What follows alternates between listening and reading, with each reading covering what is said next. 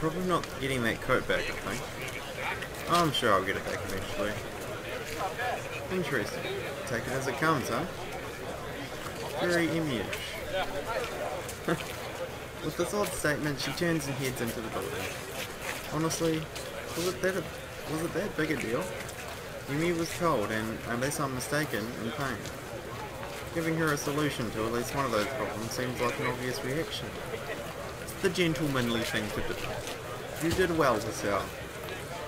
So I guess there is a chance I could lose my jacket if Emmy never remembers to return it. Ah, he'll be right. I guess Rin has a point. Still, I can't bring myself to muster much worry over the whole thing. After all, it's been getting warmer lately. I don't need a jacket. Odd. I think I used to be a little more responsible with my stuff. Emmy-ish, huh? Maybe that's really not a bad thing.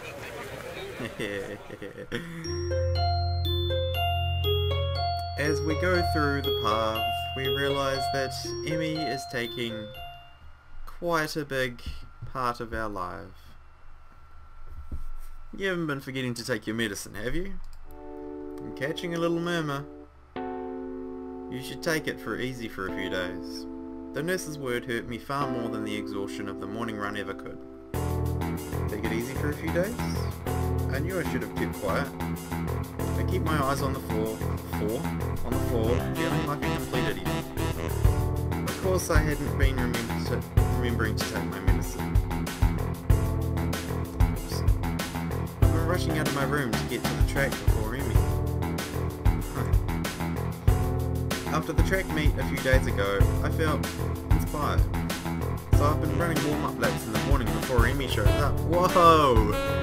See? Oh man, he's been getting a lot of motivation. But then today while she and I were running, I felt a little pain in my chest. It was only slight and it was only for a second, so I mentioned it to the nurse. Honestly, it wasn't that bad. I mean, I kept running and finishing just fine, so it could have been... So it couldn't have been that bad. Why do I feel like I'm making excuses to the nurse? Moreover, why do I feel the need to justify continuing to run despite the pain? Really, it comes down to my being unwilling to concern Emmy, who seemed concerned anyway. I'm not sure how she was able to tell that there was anything wrong, but she claims I stumbled a little. She's the one who insisted I tell the nurse, so now I feel bad for worrying her at all. The nurse is shaking his head ruefully, while Emmy paces outside the room. Hisao, I know it's difficult for you to get into a new routine, but if you don't want to find yourself in a lot of trouble, you're going to need to try harder. You can't afford to forget your pills, and you can't push yourself too hard. But if I don't push myself, how will I improve? I don't know where that came from. It's very Emmy-ish of you. The nurse seems to have an idea. Where have I heard that before? He laughs and pats me on the shoulder. Ha! She's rubbing off on you, I guess. His expression changes again and he's back in serious mode. Look, I'm not saying you shouldn't push yourself, but that doesn't mean you shouldn't be taking your medication. And it doesn't mean you shouldn't stop if your chest starts to bother you. I prefer not to have any fatalities while I'm on staff here. A bit of a lofty goal, to be sure, but I'm always up for a challenge. I hate to admit it, but I think he's right. I've got to remember to take my medication. You're right, I'm sorry to worry you. Who's worried? You're a smart kid, right? I know you can be responsible yourself. A situation like yours, you've got to learn to be responsible fast. I know. His expression suddenly becomes devious. I suppose you've started to enjoy your runs with Emmy then, eh? Yeah, they've really been helping me. I mean, until I was feeling a lot more healthy.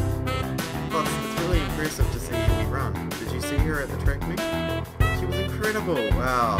Now you're gloating about your non-existent girlfriend so far. Yep, he knows.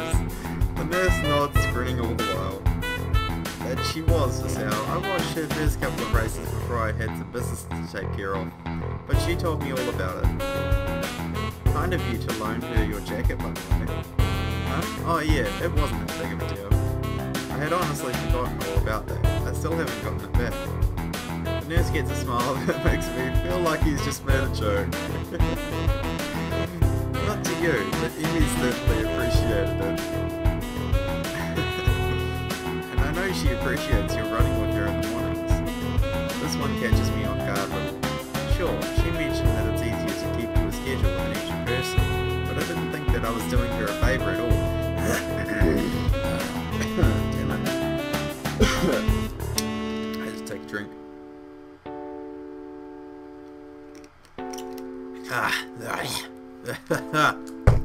Okay. I think I'm good.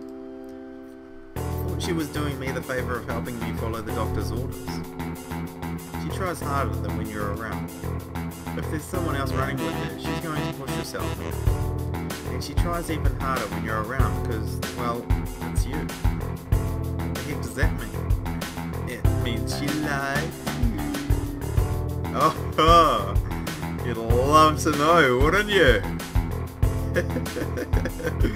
He laughs in the style of evil megalomaniacs. No, seriously, it's because you're her friend.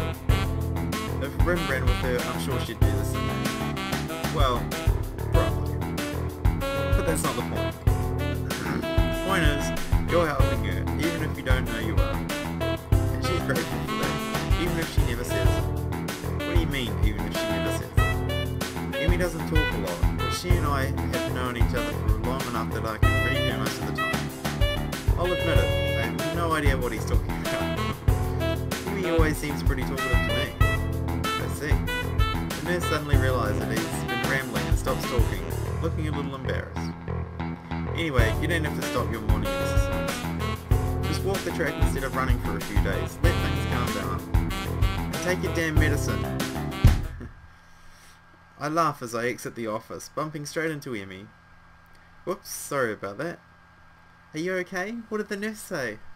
Do you need to go to a hospital? Oh my gosh, it was my fault, wasn't it? I've been pushing you too hard, haven't I? I'm a horrible person. The words pour forth like a torrent. She's really agitated. I didn't expect her to be like this, to be this concerned about me, to be honest. Gotta calm her down. But how the hell do I do that? I do the only thing I can think of. Hug her! I give her a hug. Hey! Hey! Emmy tenses up slightly, so I pat her head in what I hope is a reassuring manner. Hey, settle down. I'm fine, okay? No worries. I can feel Emmy's body relax as I continue to assure her I'm fine. Her arms wrap around me as if trying to confirm that I'm not about to fall over dead. I catch a whiff of her hair. It smells like sweat, or how adrenaline should smell. It's the scent of activity. And a hint of strawberries, from her shampoo, I suspect. I just need to remember to take my medicine, that's all. Don't worry about it, it's not your fault. You're sure? Her voice is muffled, mostly because at the moment her face is pressed into my chest.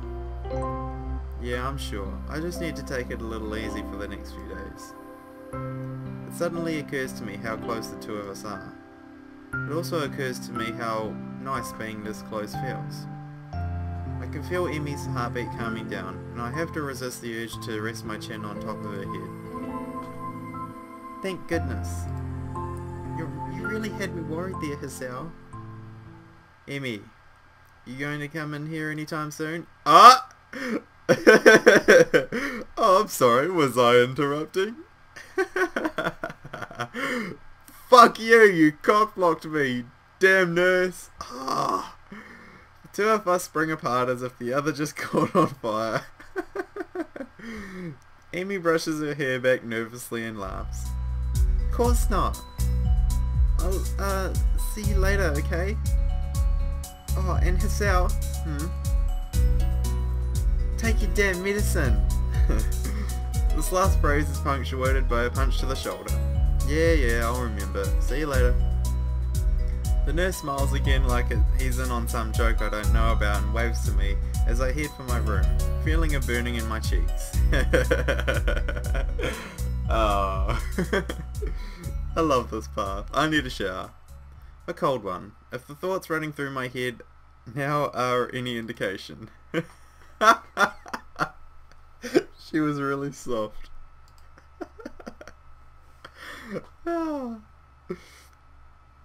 My pills are waiting for me when I make it to my room. I swallow them without a second thought. I swear this is exactly like how I am in real life. Like, I blush like that. I'm fucking terrible. Swell up like a damn frickin' tomato. I don't know why I didn't think of waiting until after the run to take them. For some reason I figured it was when I woke up or not at all. But no. They only need to be taken every 24 hours. The exact time of the day doesn't factor into it. My thoughts drift back to the hug in the hallway. Yeah, of course they do. Whoops. It's weird. You'd expect someone to smell foul after a run, but for some reason Emmy smelled right. That tinge of sweat just seemed to fit her. I really need that shower. Yes, you go have your shower.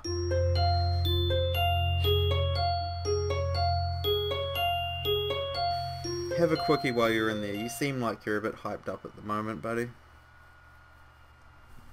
Strange that it feels so natural for me to go up to the roof these days. I would never have done such a thing at my old school.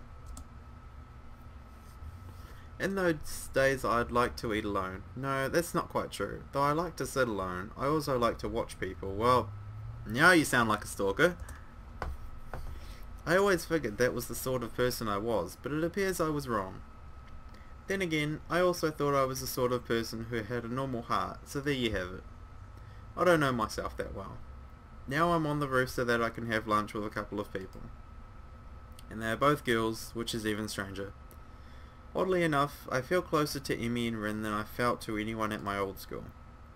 Somehow I get the feeling they'd at least visit me if I wound up in the hospital.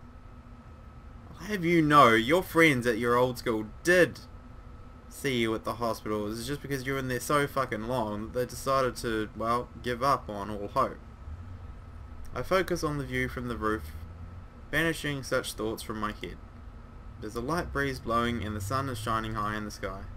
Sun is shining, the weather is sweet here. Makes you wanna move. The sky itself is a deep blue with hardly a cloud in it. It's gotten pleasantly warm, and as I sit down to wait for my friends, I close my eyes and enjoy the feeling of the sun seeping into my skin.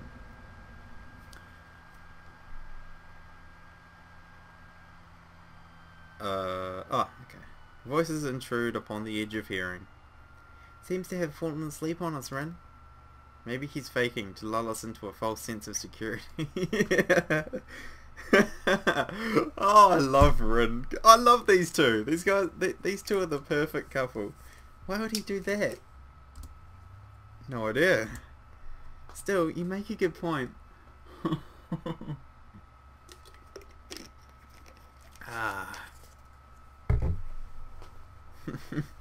Rin's sense of humour and Emmy's, well, Emminess are a great couple. They work well together. We should kick him or something to make sure he's really asleep. Huh? What? Emmy looms over me like only a short girl can, peering at me intently. Oh, you're awake. I guess we don't have to kick you then. Is it a part of your master plan? What are you talking about? Emmy shrugs, her twin tails bouncing with the motion. I'm not sure either. You must be pretty tired to fall asleep out here. Although it's pretty comfortable, I suppose. She plops down next to me and begins to eat. Rin sits opposite from the two of us, a move which only makes me more aware of the girl sitting next to me. If I didn't know any better, I'd swear Rin did it on purpose. Of course she did it on purpose. She knows. She's now your wingman, I have to say. She's doing well as the third wheel. You know, she knows that you two have got some chemistry. So she sits opposite you two, so that Emmy sits beside you. I concentrate on my food, trying to tune out of the majority of the conversation that Rin and Emmy are having. Despite Despite my best efforts, however, I still find myself glancing over at Emi whenever she speaks. I notice how she purses her lips when she's thinking about something, squinting slightly as if that would improve her thinking ability. You'd be surprised how much that improves your thinking ability. I do it all the time. Rin says something that makes Emi laugh, and I notice perhaps for the first time how she laughs with her whole body rocking back and forth, head thrown back almost like she's about to fall over. I probably look like a creep. It's about this time that I realise Emi's looking at me, her voice raised slightly, so she's probably just asked me a question. Sorry? I kinda zoned out there for a moment. Emi rolls her eyes with a slight quirk of the eyebrow, which is the only sign that Rin's even paying attention. I said, did you get a career survey in your class too?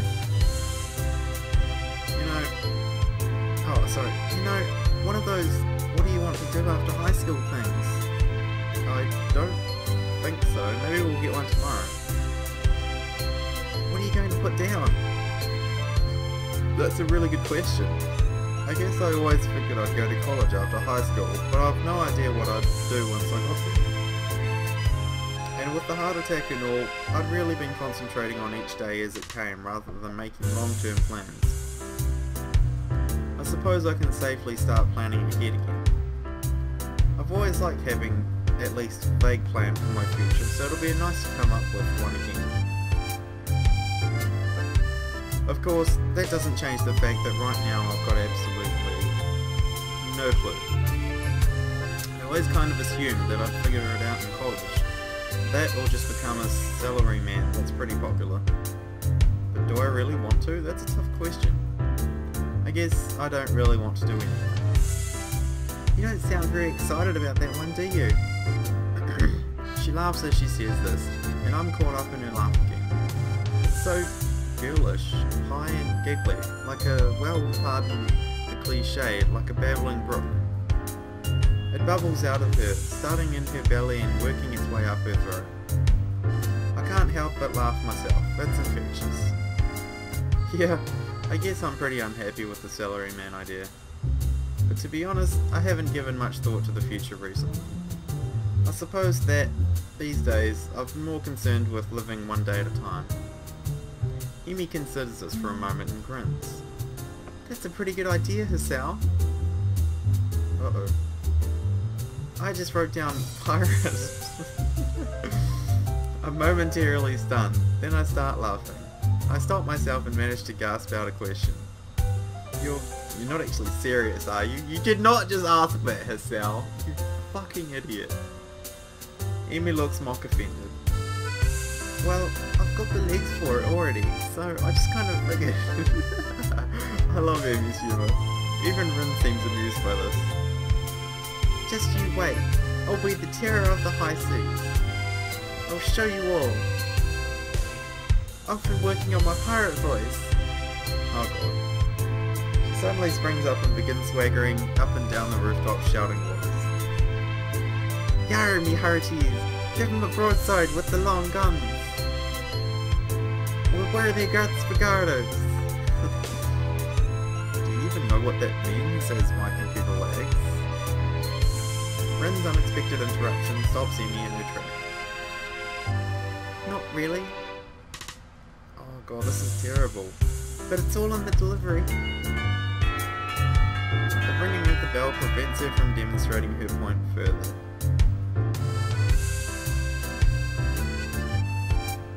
Emi dashes off immediately, leaving Rin and myself alone on the roof. Oh, that's nasty. That's some nasty lag. I'm gonna have to stop it there. Rin stares at me intently for a few moments. Yeah, I'm gonna have to stop it there because, oh wow. Yeah, you can all see that, how long. It seems to, my computer starts to lag up a storm at about an hour's mark, so I don't know why. I guess it's just the computer's reason for telling me, look, you've recorded enough Katawa Shoujo for the day, just give up. Yeah, anyway guys, I hope you enjoyed that, and I'll see you next part. Bye.